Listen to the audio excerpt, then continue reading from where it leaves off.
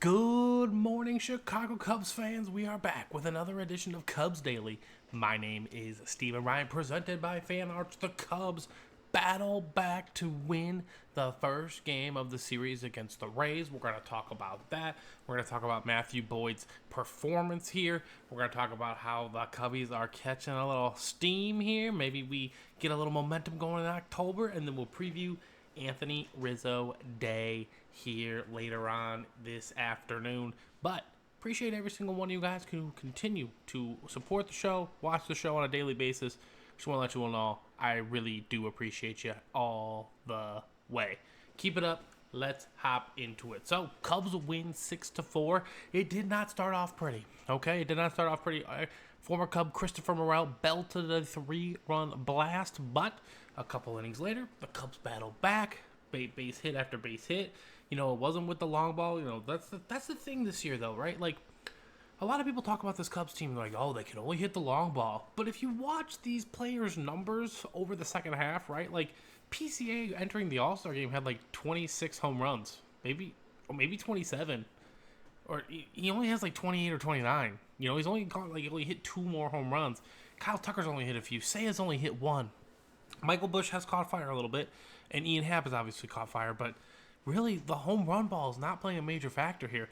Cubs went 4 for 13 with runners in scoring position, still left 10 on base, so the opportunities are maximizing on themselves.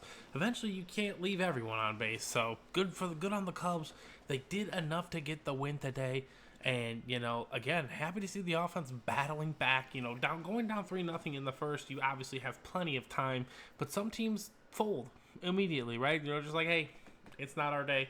Matthew Boyd, he didn't have his best start, but really he only gave up 4 runs, and, you know, one of those was one big swing to Morel. So, and that was in the first inning. Otherwise, he went 4 more innings, only 1 run.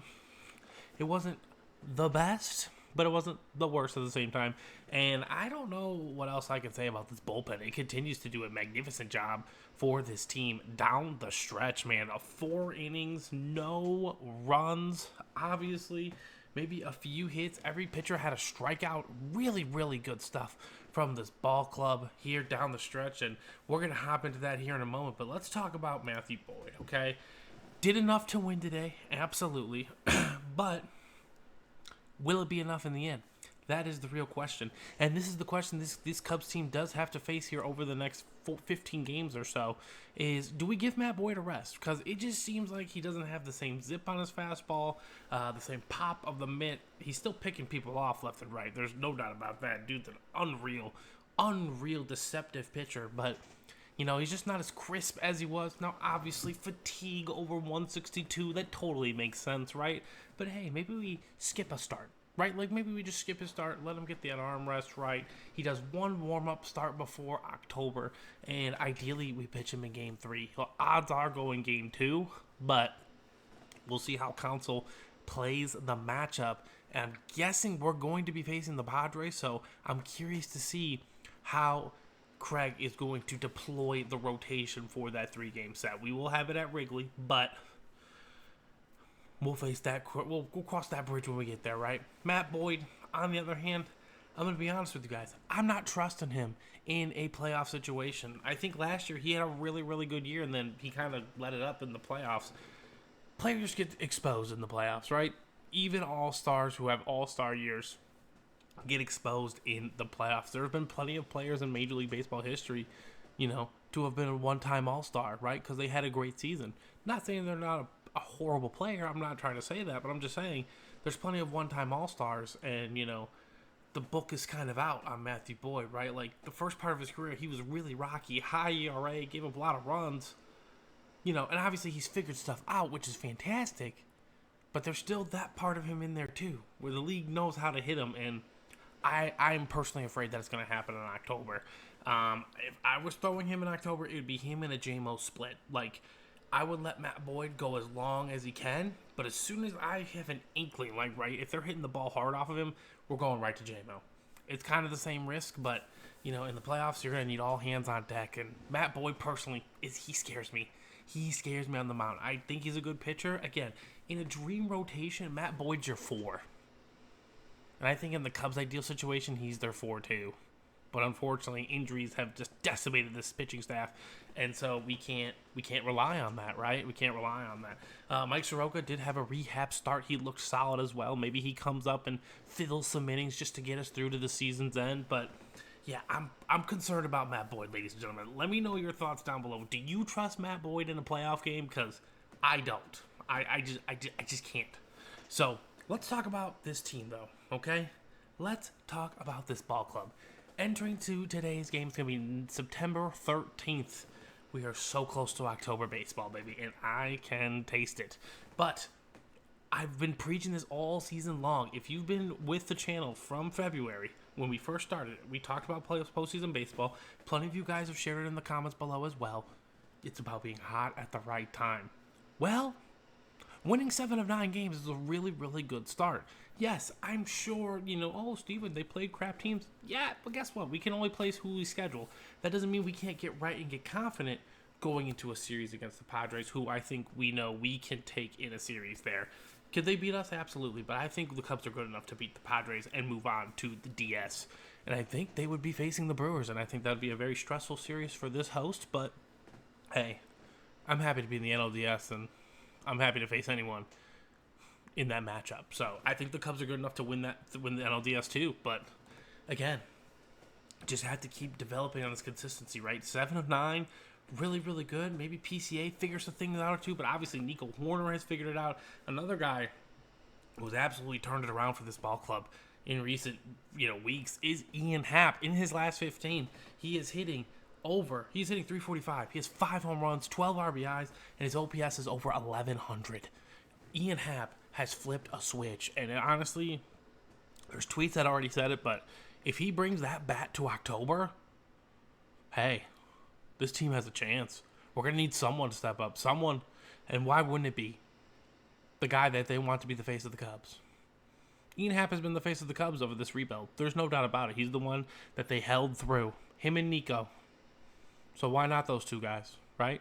Nico leads the league in batting average with runners in scoring position. Why not he get hot in October too? He's hot too already. He had another hit today. He scored another run.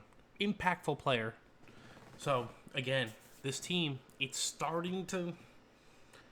coming together. Not saying they're going to win it all, but I can only be happy if we're playing well going into October. That gives us a chance to win. Plain and simple. So, we are going to have game number 2 here today.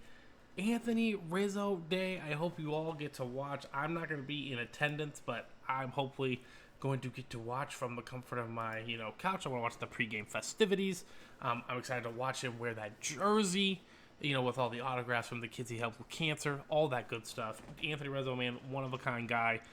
Absolute man. I'm so happy he's back with this Cubs organization. A vibe has been. Him and Sammy Sosa coming back this year, vibes. It's a vibes thing, okay? It's good to see. So, we're going to have another game tomorrow at 1:20. We're going to have Colin Ray going. Hey, man, Colin Ray 10-6 with a 4.2 ERA.